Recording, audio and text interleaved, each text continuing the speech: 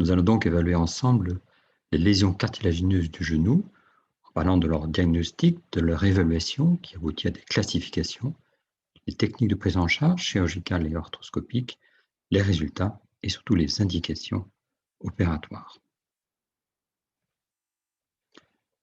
Alors, l'étude des lésions cartilagineuses a tout à fait sa place dans un DU d'arthroscopie puisque les techniques peuvent être arthroscopiques. Une première notion importante, il ne faut pas savoir être limité à cette arthroscopie et ne pas hésiter à passer en arthrotomie ou en ménoarthrotomie si les techniques semblent difficiles à réaliser sous arthroscopie.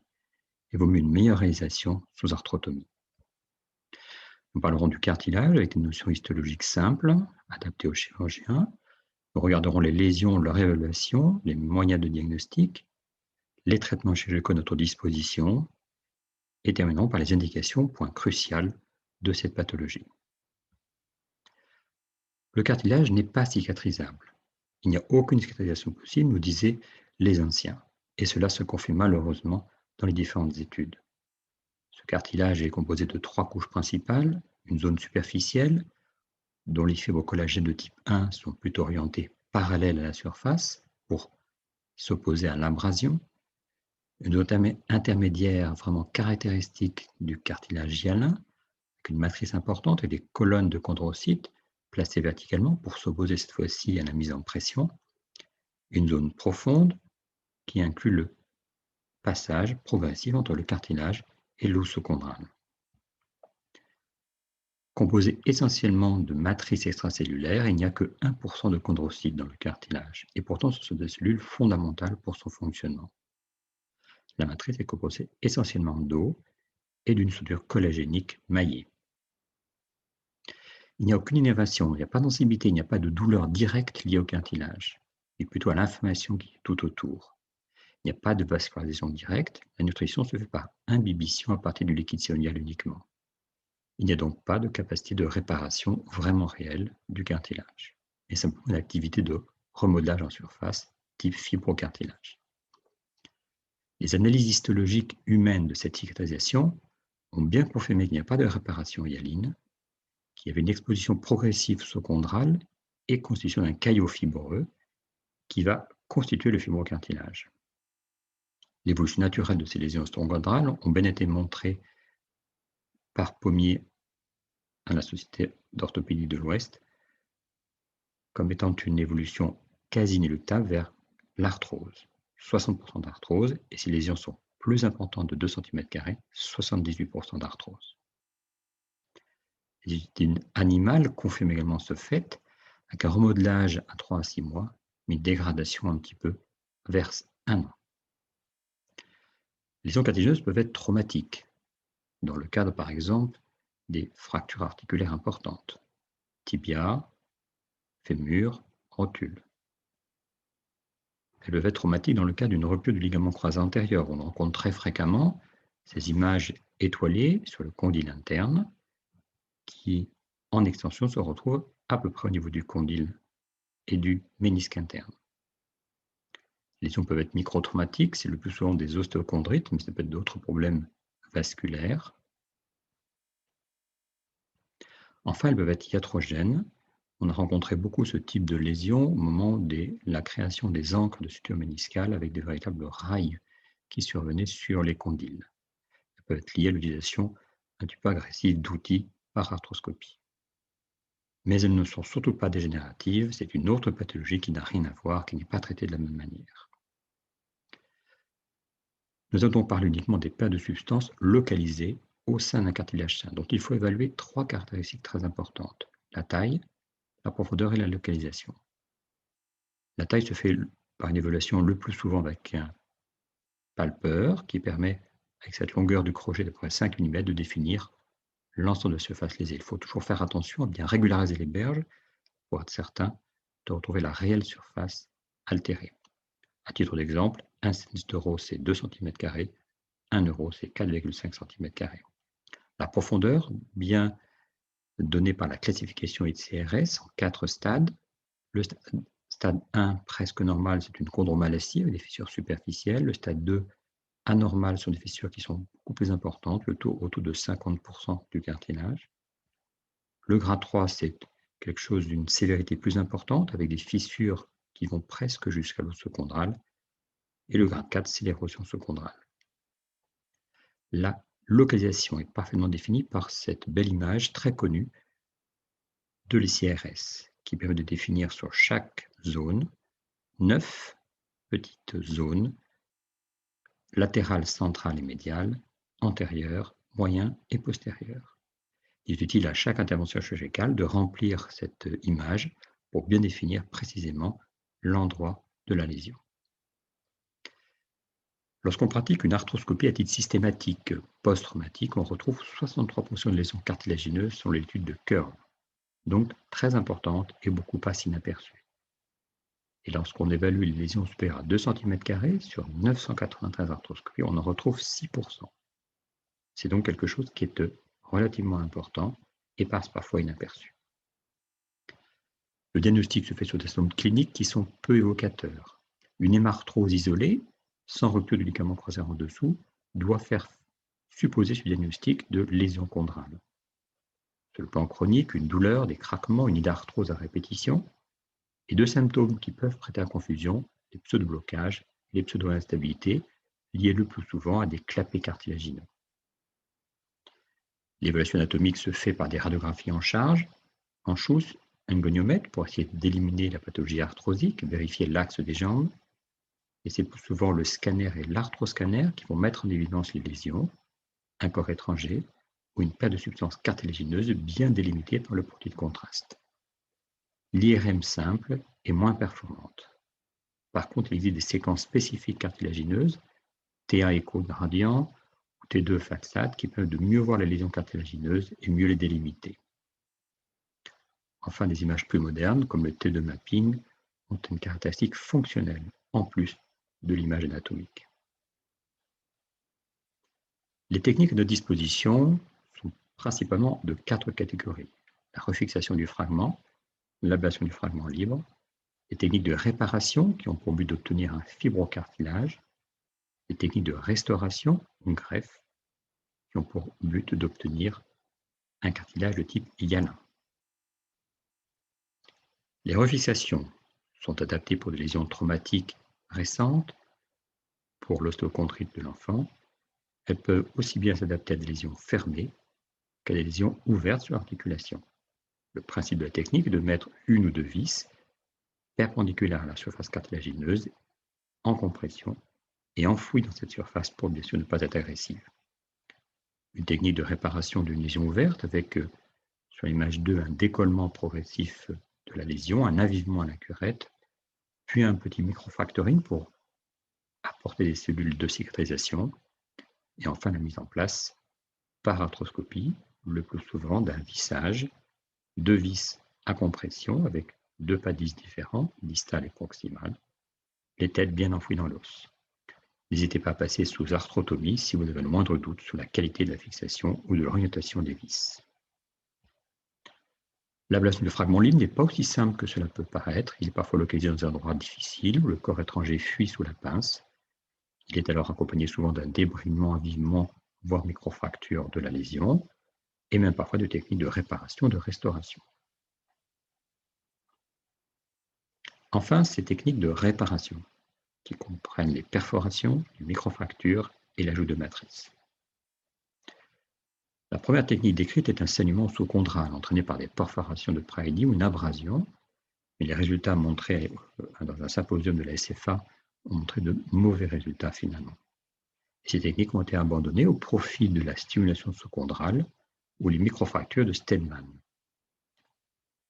Le principe est par une perforation de l'os sous-chondral d'obtenir 3 produits différents. Des cellules souches mésenchymateuses dont on va espérer une migration, une multiplication, une différenciation, des plaquettes, des facteurs de croissance. Ces 3 éléments vont constituer le super caillot au niveau de la lésion qui va progressivement se transformer en un fibrocartilage en 1 an.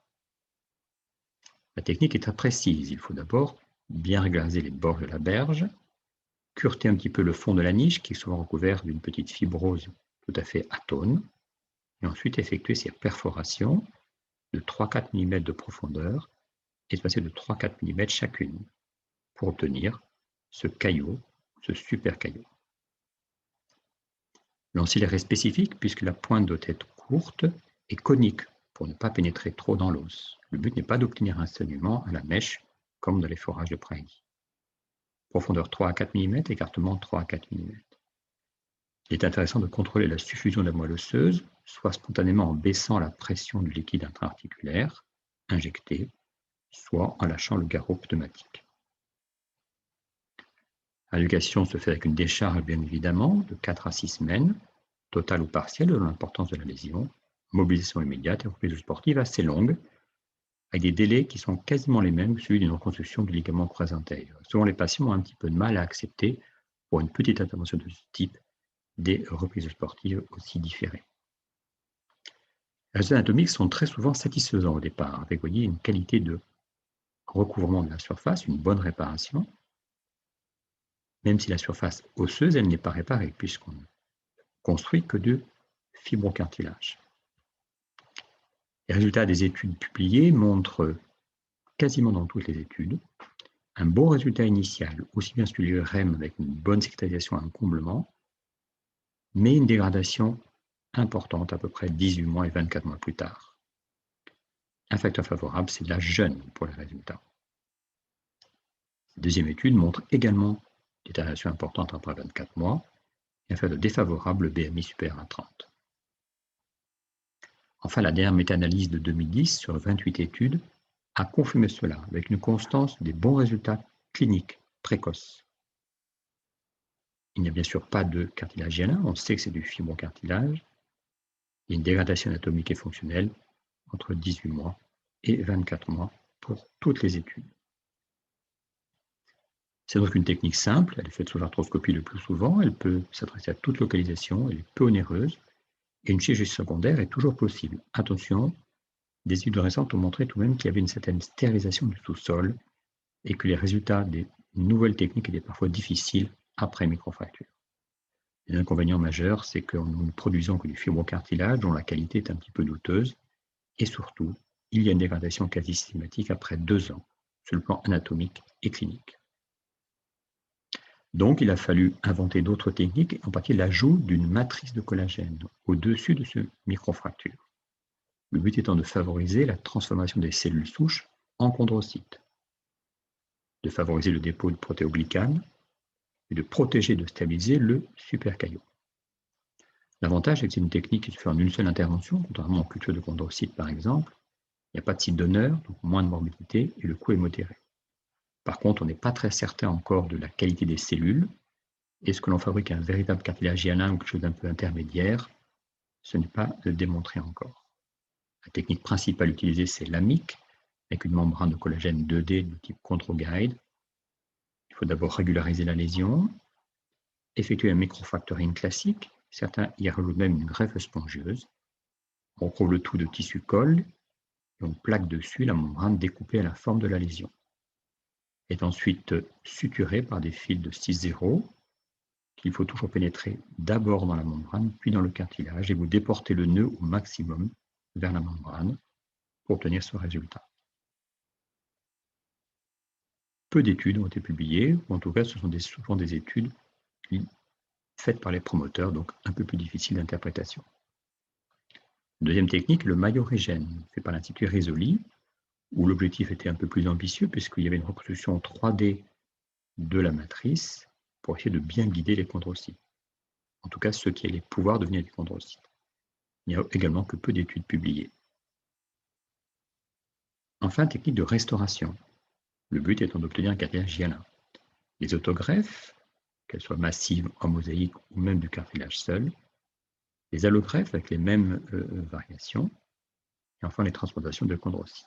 Les autogreffes massives, il y a des techniques de Wagner ou Zaffanini qui déportent en zone portante une zone qui vient d'ailleurs, un condyle postérieur par exemple. Vous imaginez la iatrogénicité importante.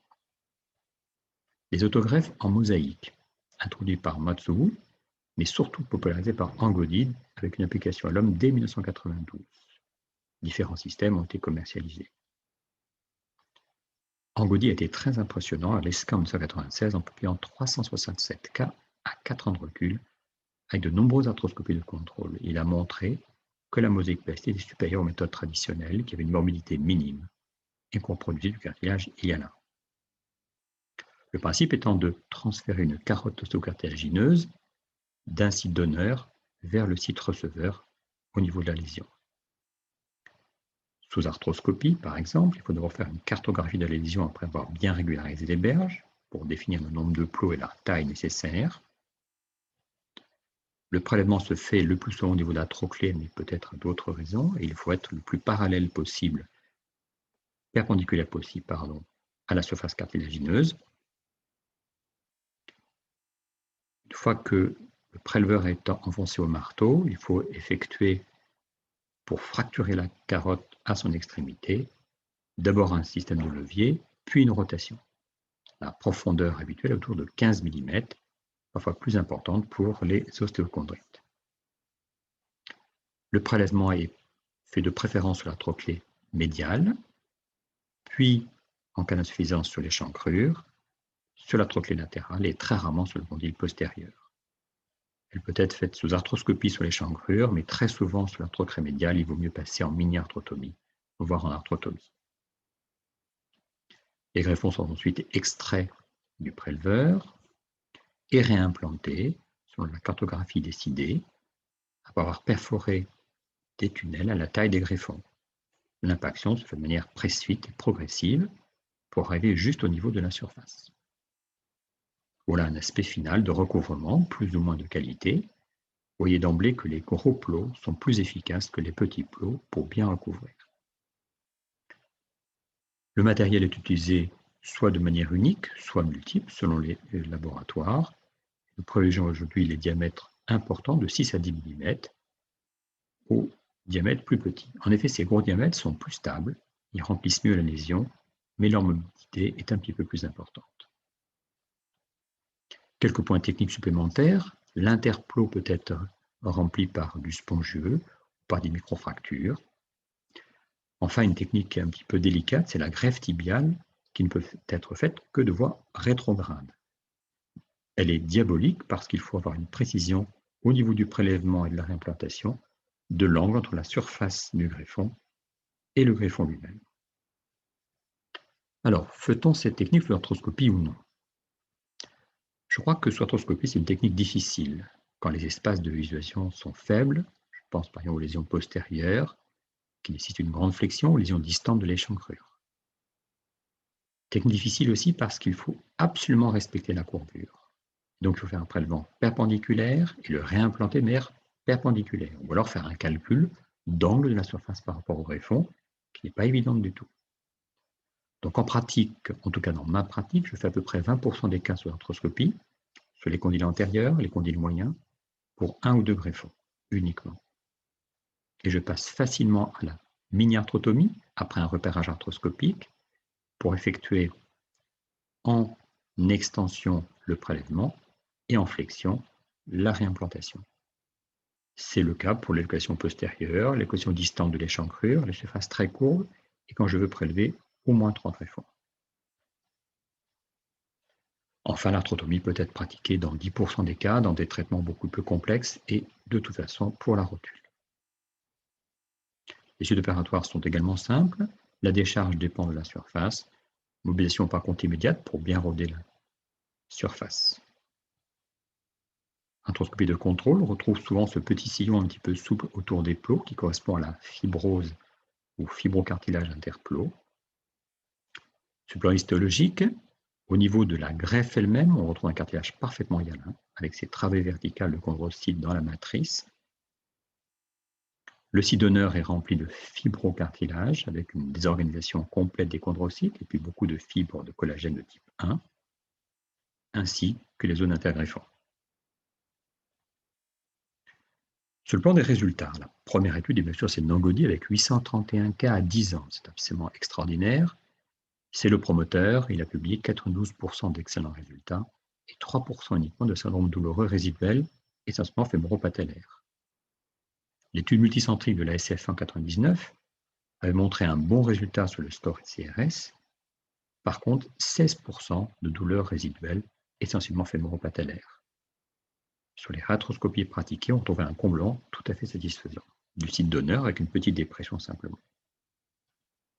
Sur le plan radiographique, la cicatrisation osseuse est impressionnante souvent. Le rayon de courbure du condyle s'est normalisé dans la plupart des cas. En effet, parfois, on garde quand même un cartilage irrégulier, des fissures interplos, et cette surface cartilagineuse n'est pas forcément parallèle à la surface osseuse de la zone réimplantée, comme vous pouvez le voir sur la diapositive de droite. Voilà un autre résultat avec une surface osseuse qui paraît très irrégulière, mais une bonne surface cartilagineuse. Voilà un résultat anatomique d'une lésion 2 ans plus tard. Un autre résultat où on distingue bien les 3 plots qui avaient été implantés. L'étude de multicentrique en 2010 de la SFA montrait des bons résultats SRS cliniques, tout à fait conformes aux autres études, avec un recul de 8 ans. Et les facteurs pronostiques favorables à 8 ans étaient surtout bons pour les osteochondrites, le sexe masculin, le condyle interne, les lésions profondes et de petite taille, le délai préparatoire court pour ces mosaïques plastiques. Le score de Mocart, un score moderne d'évaluation par l'IRM, retrouvait un score de 7 sur 11, ce qui est donc un bon résultat, et surtout il n'y avait aucune corrélation entre les résultats IRM et les résultats cliniques.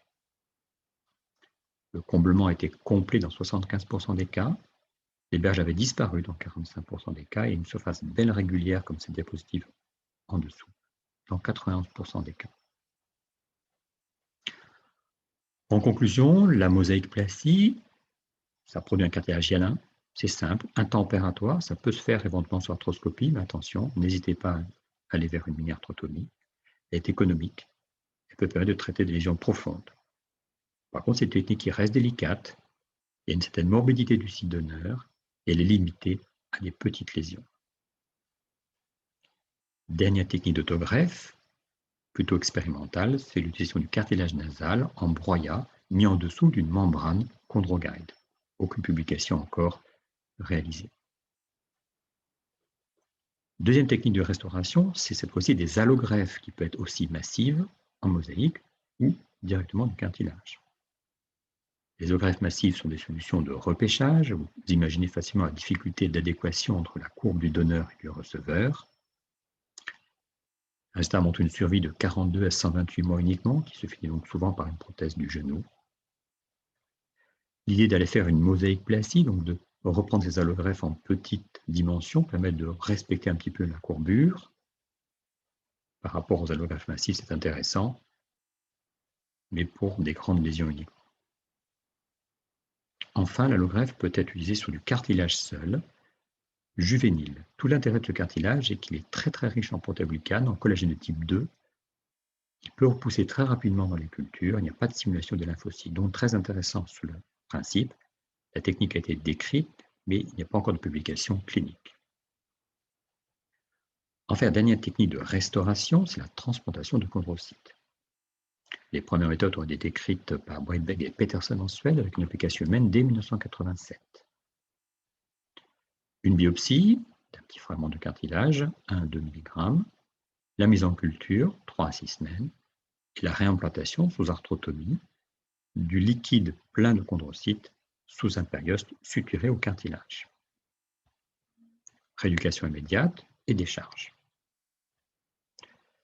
Au bout de 6 semaines, on a vraiment la production d'un tissu un petit peu hyaline-like, mais vous voyez qui est totalement désorganisé. Il y a plein de chondrocytes, mais qui ne sont pas orientés. Les premiers résultats faits par les promoteurs étaient assez satisfaisants, avec des bons résultats sur de nombreuses séries à 2 ans. Par contre, les études comparatives randomisées de phase 3, face à la mosaïque-plastie d'abord, ont mis en évidence un résultat qui n'était pas forcément meilleur que la mosaïque-plastie. Il n'y avait pas beaucoup de zones hyalines dans le culture de chondrocytes, uniquement 35%. Et l'étude comparative par rapport à la microfracture montre des résultats qui sont égaux à 2 et 5 ans, avec un ratio finalement entre le cartilage hyalin et le fibrocartilage qui est la même chose, microfracture versus culture de chondrocytes. Donc finalement, c'est une technique qui reste difficile, qui a posé des problèmes avec des résultats qui n'était pas aussi attendue sur le cartilage hyaline. On a même eu des difficultés de phénotype des chondrocytes qui ont fait peur un petit peu. Donc ces techniques ont été abandonnées.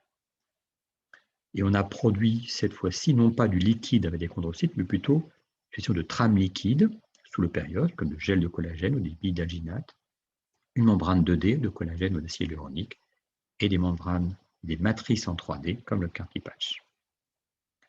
On a tout essayé, de mettre des chondrocytes allogéniques, de mettre des cellules souches qui viennent d'ailleurs, des facteurs de croissance, de thérapie génique. Aucune technique n'a aujourd'hui vraiment démontré son efficacité, elles sont toutes à l'état d'étude. Mais les laboratoires ont beaucoup produit il y a 10 ans, parce qu'une technique était plutôt favorable, en tout cas on pensait que sur le marché ça allait être très intéressant, mais avec des coûts de revient qui étaient très importants.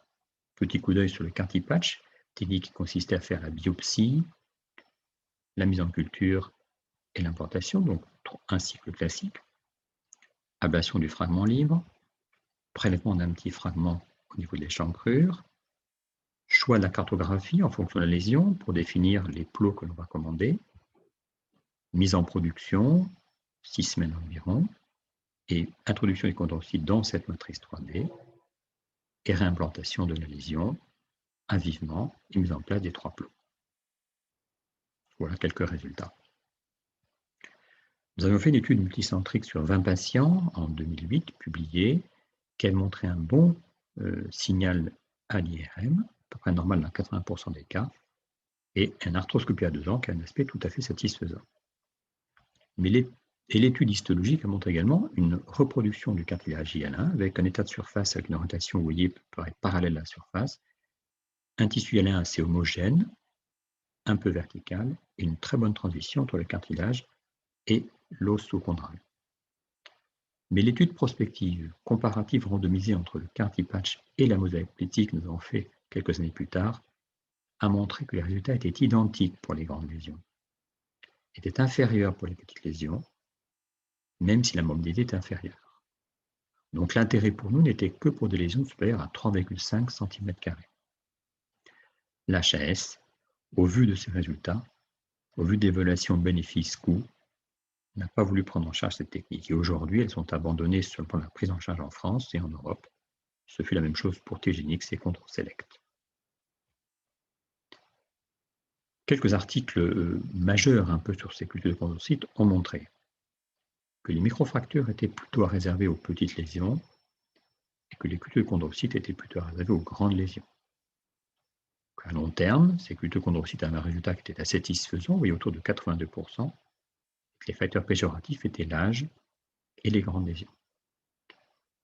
La base Cochrane a mis en évidence qu'il n'y avait pas de différence significative en 2010 entre ces techniques de culture de chondrocytes et les autres interventions. Et donc, il fallait garder encore ces techniques comme des techniques expérimentales nécessitant des études cliniques.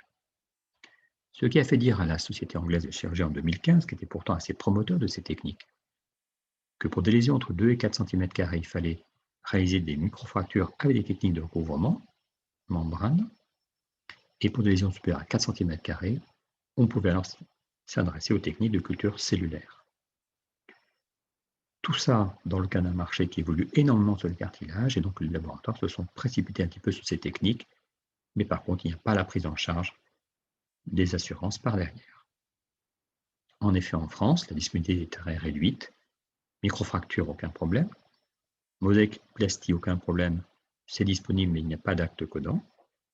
Les cultures de chondrocytes 3D ne sont plus disponibles. Les membranes d'induction au-dessus de microfracture sont possibles, mais il n'y a pas d'acte codant. Les allogreffes sont très peu disponibles. Et toutes les techniques d'ingénierie tissulaire supplémentaires sont au stade d'études cliniques uniquement. Alors, quid des indications?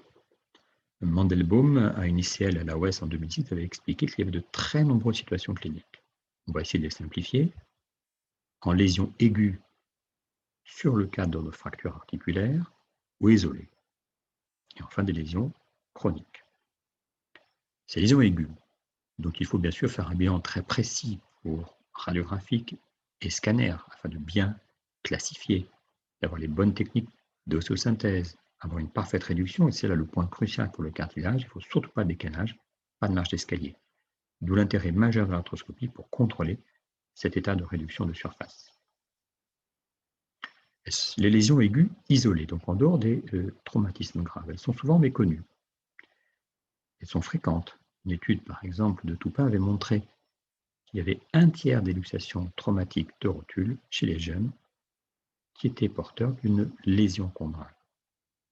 Très souvent, c'est un traumatisme isolé avec une hémarthrose sans rupture de ligament croisé. Et c'est la radio et surtout le scanner qui fait le diagnostic.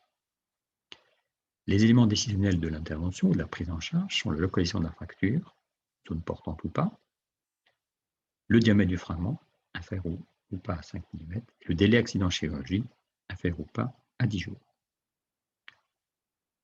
Si la lésion est inférieure à 5 mm de diamètre, on enlève le fragment, pas besoin de reconstruction. Si le fragment est supérieur à 5 mm, c'est le délai accident-chirurgie qui va être important. Moins de 10 jours, il faut fixer le fragment. Plus de 10 jours, il faut enlever le fragment. Certaines techniques peuvent aller jusqu'à la fixation. En tout cas, certains chirurgiens choisissent la fixation lorsque les patients sont jeunes. Et pas de substance chronique. Il faut rechercher les critères qui vont nécessiter une prise en charge chirurgicale. D'abord, une lésion symptomatique. On n'opère pas une lésion qui n'est pas douloureuse. On peut peut-être faire une petite exception pour des lésions de très grand diamètre. Un grade profond, 3 ou 4 de l'ICRS, et un diamètre supérieur à 5 mm. Les facteurs favorables qui vont inciter à aller vers la réparation, l'âge jeune, inférieur à 40 ans, le BMI inférieur à 30, des lésions condyliennes, pas de lésions de miroir, des ménisques sains, un genou stable et axé.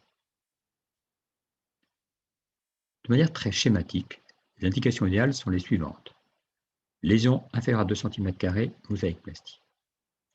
Lésion de 2 à 4 cm², microfracture plus matrice. Lésion supérieure à 4 cm², technique de culture chondrocyte en matrice 3D. Et il faut y associer le traitement des lésions associées, donc une greffe du ligament croisé antérieur, et il faut a priori faire la greffe dans un premier temps, le traitement dans un cartilage dans un deuxième temps si besoin, si au bout d'un an ou moins d'un an, il y a encore des symptômes. On peut faire une suture méniscale, une greffe. Une ostotomie de réaxation de même temps opératoire est fondamentale si la déviation est supérieure à 5 degrés en génuvarum ou génuvalgum. Voilà donc un petit arbre décisionnel que je vous propose. Lésion inférieure à 2 cm², le traitement idéal, c'est la mosaïque-plastie.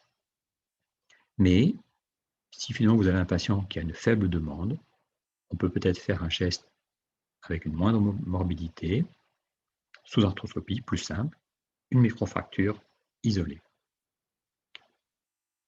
L'évaluation ensuite, si elle est insuffisante, on pourra toujours faire une mosaïque-plastie dans un second temps. Lésion de 2 à 4 cm². L'idéal, c'est la microfracture plus matrice. En effet, refaire un traitement par mosaïque-plastie n'est pas très bon puisqu'il y a une morbidité un peu importante.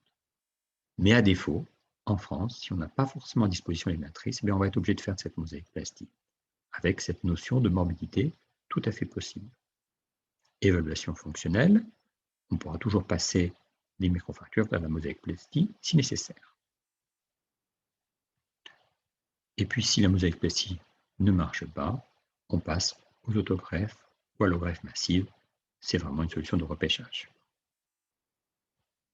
Lésions supérieures à 4 cm². Donc des grandes lésions, on ne peut plus faire de mosaïque-plastie, on connaît les résultats des microfractures qui ne sont pas très bonnes. Donc l'idéal, c'est la reconstruction par des cultures chondrocytes dans une matrice 3D.